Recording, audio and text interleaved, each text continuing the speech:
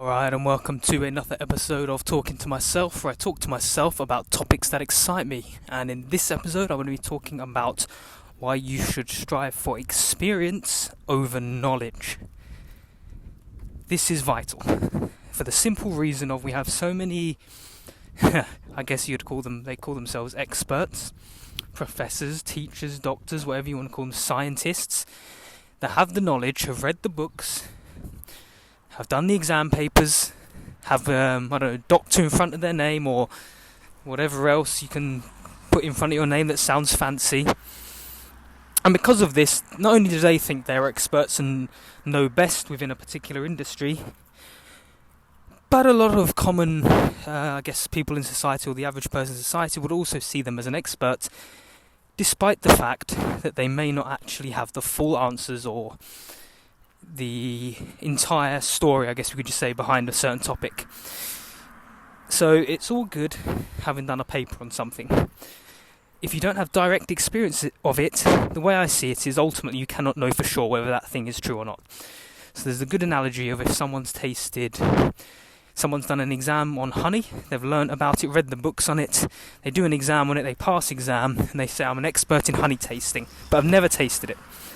Versus someone who's actually tasted the honey, knows what it's like. There's the little slimy, gooey, sweet taste and the texture of it.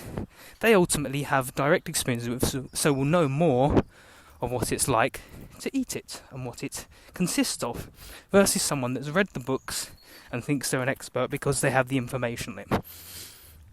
Not to say there's not a place for knowledge. However, I think the knowledge and the experience should be combined together.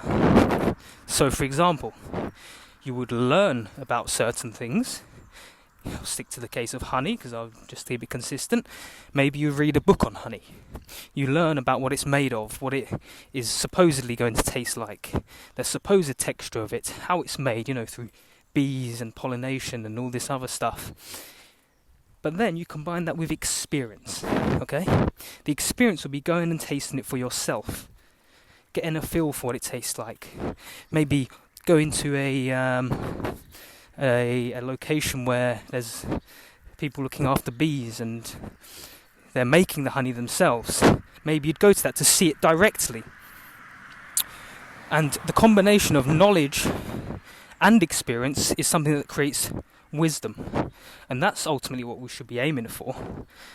Wisdom, because through learning about something and then trying it out for yourself, you ultimately know what works, what doesn't, so then you can adapt it.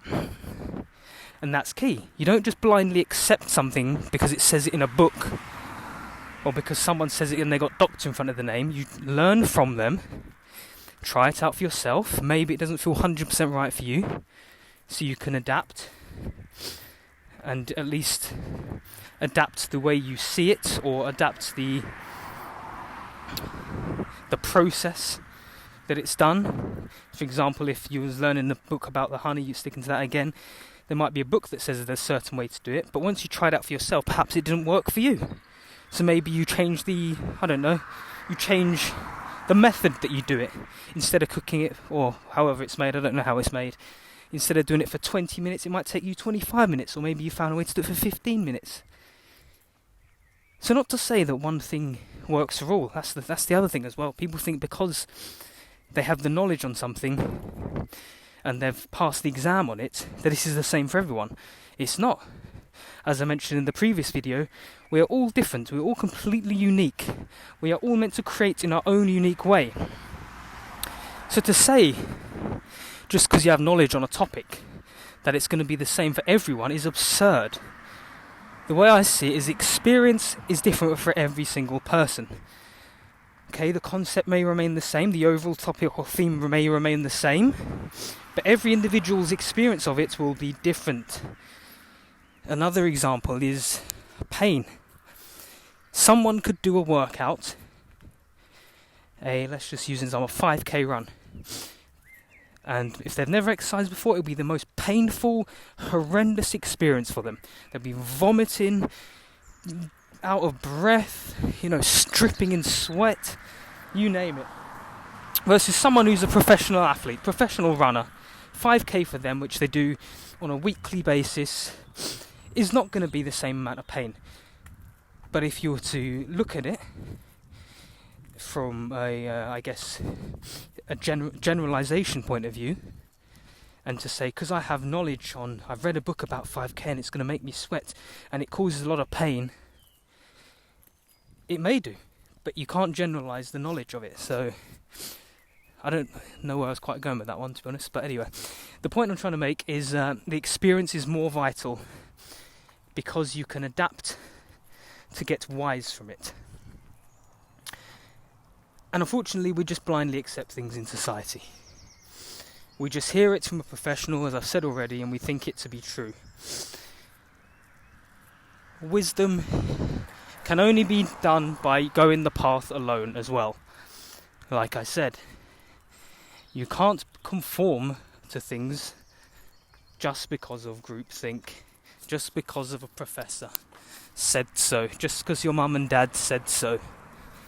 Learn to think for yourself, get creative, become wiser, learn from each experience, learn from people's wrongdoings, learn from your own wrongdoings. And I think that last bit there, learn from your own wrongdoings, is key, because actually that is knowledge as well. You've experienced it. Say you had a relationship that didn't work out, you've had direct experience of the relationship, so you know what it feels like. You've got knowledge on it now. You've got the knowledge on the way you acted, the way the other person acted as well, or reacted, wherever it may be.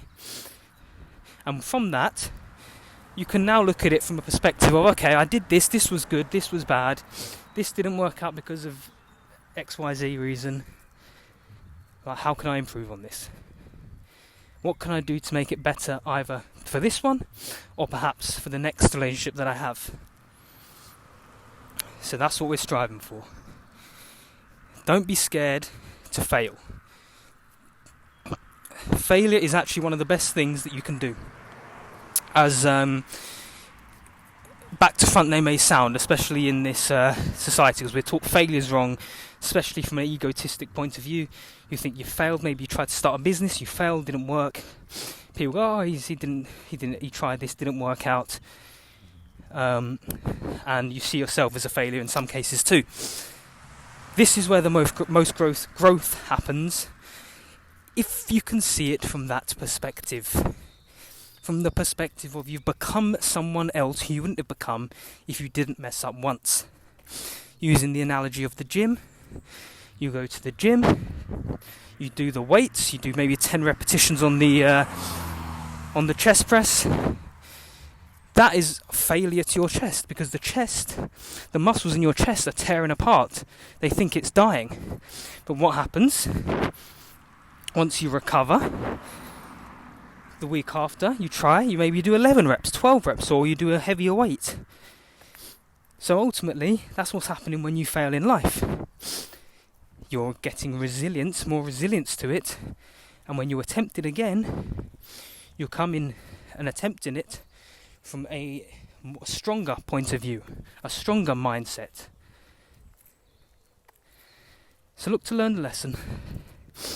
Look to go for experience plus knowledge to get the wisdom. Alright, I hope that helped.